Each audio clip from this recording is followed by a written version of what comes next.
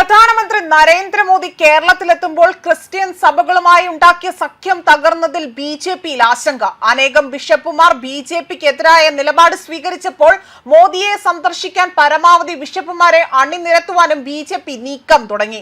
തിരഞ്ഞെടുപ്പിൽ ഒരു മുസ്ലിം സ്ഥാനാർത്ഥിയെ പോലും നിർത്താതെ മുസ്ലിം വിഭാഗത്തിൽ നിന്നും എതിർപ്പുണ്ടായ സാഹചര്യത്തിൽ ബിജെപി ക്രിസ്ത്യൻ വിഭാഗത്തിൽ നിന്നും വോട്ടുകൾ പ്രതീക്ഷിക്കുന്നുണ്ട്. എന്നാൽ FCRA വിഷയം, കന്യാസ്ത്രീമാരുടെ അറസ്റ്റ്, ദേശീയ ന്യൂനപക്ഷ കമ്മീഷനിൽ ക്രിസ്ത്യൻ പ്രാതിനിധ്യം ഇല്ലാത്തത് എല്ലാം ചർച്ചയിൽ വന്നിരിക്കുകയാണ്. പ്രധാനമന്ത്രിയുടെ സന്ദർശനത്തെ പ്രതീക്ഷയോടെ തന്നെ കാത്തിരിക്കുകയാണ് സംസ്ഥാനത്തെ ക്രിസ്ത്യൻ സഭാ നേതൃത്വം. ക്രിസ്ത്യൻ വിഭാഗത്തിന്റെ എതിർപ്പ് BJPയെ മധ്യ കേരളത്തിലും തൃശൂരും കാര്യമായി തന്നെ ബാധിക്കുമെന്ന് ചൂണ്ടിക്കാണിക്കുന്നു. തൃശൂരും തിരുവല്ലയിലും ഇത് തിരിച്ചടിയാകും. തൃശൂരും തിരുവല്ലയും പ്രധാനമന്ത്രി പ്രചരണം നടത്തിയ മണ്ഡലം എന്നിരിക്കെ തന്നെ BJPയുടെ പ്രസ്റ്റീജ് സീറ്റിലാണ് ഇപ്പോൾ കരിനിഴൽ വീണിരിക്കുന്നത്. അതോടൊപ്പം തന്നെ 2020 മുഴുവൻ സീറ്റിൽ മത്സരിക്കുന്ന സ്ഥാനാർത്ഥികളെയും ഇത് പ്രതികൂലമായി തന്നെ ബാധിക്കും. തിരുവല്ലയിലും തിരുവനന്തപുരത്തുമാണ് പ്രധാനമന്ത്രിയുടെ പ്രചരണ പരിപാടികൾ. പ്രധാനമന്ത്രിയുടെ സന്ദർശനത്തെ പ്രതീക്ഷയോടെ തന്നെ കാത്തിരിക്കുകയാണ് സംസ്ഥാനത്തെ ക്രിസ്ത്യൻ സഭാ നേതൃത്വം. FCRA നിയമ ഭേദഗതി ബിൽ വിവാദത്തിൽ തങ്ങൾക്ക് അവിടെ ആശ്വാസകരമായ നിലപാടുകൾ പ്രധാനമന്ത്രിയുടെ ഭാഗത്തു നിന്നുണ്ടാകുമോ എന്ന കാര്യത്തിൽ പ്രതീക്ഷ അർപ്പിച്ചിരിക്കുകയാണ് കേരളത്തിലെ ക്രിസ്ത്യൻ സഭാ നേതൃത്വം ഒന്നാകെ തന്നെ. FCRA ഭേദഗതി ബിൽ ലോക്സഭയിൽ അവതരിപ്പിക്കുന്നത് അത് മാറ്റിവെച്ചുകൊണ്ട് തന്നെ ഇത് സംബന്ധിച്ചുകൊണ്ട് ഉയർന്ന വിവാദത്തിൽ നിന്നും അവിടെ പ്രതിഷേധങ്ങളിൽ നിന്നും ഒക്കെ തന്നെ തൽക്കാലം തടിയൂരി നിൽക്കുകയാണ് കേന്ദ്ര സർക്കാർ.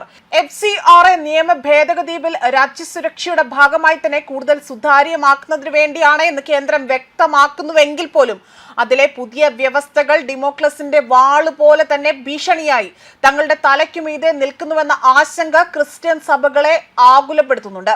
തിരഞ്ഞെടുപ്പിൽ സഭകളെ സമ്മർദ്ദത്തിലാക്കി വോട്ട് നേടാനുള്ള സമ്മർദ്ദ തന്ത്രമായിട്ട് തന്നെ ഇതിനെ സഭകൾ വിലയിരുത്തുന്നത്.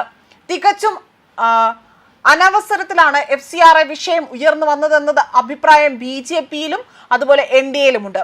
FCRA വിഷയം പ്രതികൂലവും അതുപോലെ ദോഷകരവുമായി തന്നെ ബാധിക്കുക തിരുവല്ലയിലെ NDA സ്ഥാനാർത്ഥി അനൂപ് ആന്റണിയുടെയും ആറന്മുള മണ്ഡലത്തിലെ കുമ്മനം രാജശേഖരന്റെയും വട്ടിയൂർക്കാവ് ഒഴികെ തന്നെ BJP സംസ്ഥാന അധ്യക്ഷൻ രാജീവ് ചന്ദ്രശേഖർ മത്സരിക്കുന്നതുൾപ്പെടെയുള്ള തിരുവനന്തപുരത്തെ മണ്ഡലങ്ങളിലെ വിജയ സാധ്യതകളെയാണ് എന്നതാണ് പ്രചരണ രംഗത്തു നിന്നും ലഭിക്കുന്ന സൂചനകൾ. Orthodox, Marthoma, Syro Malabar, Catholic വിഭാഗങ്ങൾക്ക് അവിടെ സ്വാധീനമുള്ളതും ജ്ഞാനായ സഭയ്ക്കും ബിലീവേഴ്സ് ചർച്ച് ഉൾപ്പെടെയുള്ള മറ്റ് ക്രിസ്ത്യൻ വിഭാഗങ്ങൾക്കുമൊക്കെ തന്നെ വേരുകൾ ഉള്ളതുമായ മണ്ഡലങ്ങളാണ് തിരുവല്ലയും ആറന്മുളയും. തിരുവല്ലയിൽ സ്ഥാനാർത്ഥികളുടെ കാര്യത്തിലെ ആ സമവാക്യം സഭാവിശ്വാസികളെ ആശയക്കുഴപ്പത്തിലാക്കുന്നുണ്ട്. മൂന്ന് മുന്നണികളുടെ സ്ഥാനാർത്ഥികളും ക്രിസ്ത്യൻ സഭക്കാരാണെങ്കിൽ പോലും വ്യത്യസ്ത സഭക്കാരാണ്. UDF, LDF സ്ഥാനാർത്ഥികൾ മാർത്തോമ സഭാംഗങ്ങൾ, ഇരുവരുടെയും പിതാക്കന്മാർ സഭയിലെ വൈദികരായിരുന്നു. രണ്ട് സ്ഥാനാർത്ഥികളും തിരുവല്ല ബാറിലെ അഭിഭാഷകരുമാണ്. അതുകൊണ്ട് തന്നെ ആർക്ക് വോട്ട് ചെയ്യണമെന്ന ആശയക്കുഴപ്പവും മാർത്തോമ സഭാ വിശ്വാസികൾക്കിടയിലുണ്ട്. അനൂപ് ആന്റണിക്ക് മൂന്ന് സഭകളിലുമായി തന്നെ ഊഷ്മളമായ ബന്ധം ഉണ്ട്. അതുപോലെ തന്നെ ഓർത്തഡോക്സ് വിഭാഗത്തിനാണ് മണ്ഡലത്തിൽ നിർണായക സ്വാധീനം. അതുകൊണ്ട് തന്നെ അവരുടെ നിലപാട് നിർണായകമാണ്. തിരുവല്ല മണ്ഡലത്തിൽ വികസന പെരുമഴക്കാലം ഉണ്ടാക്കുമെന്ന് ഉറപ്പ് നൽകിക്കൊണ്ട് സമഗ്ര വികസന പാക്കേജുമായി മണ്ഡലത്തിൽ നിറഞ്ഞു നിൽക്കുകയാണ് അനൂപ് ആന്റണി.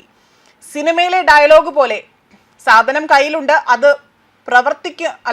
പ്രാവർത്തികമാക്കാനുള്ള അവസരം തരൂ എന്ന അഭ്യർത്ഥനയുമായാണ് അനൂപ് ആന്റണി ജനങ്ങളെ സമീപിക്കുന്നത്.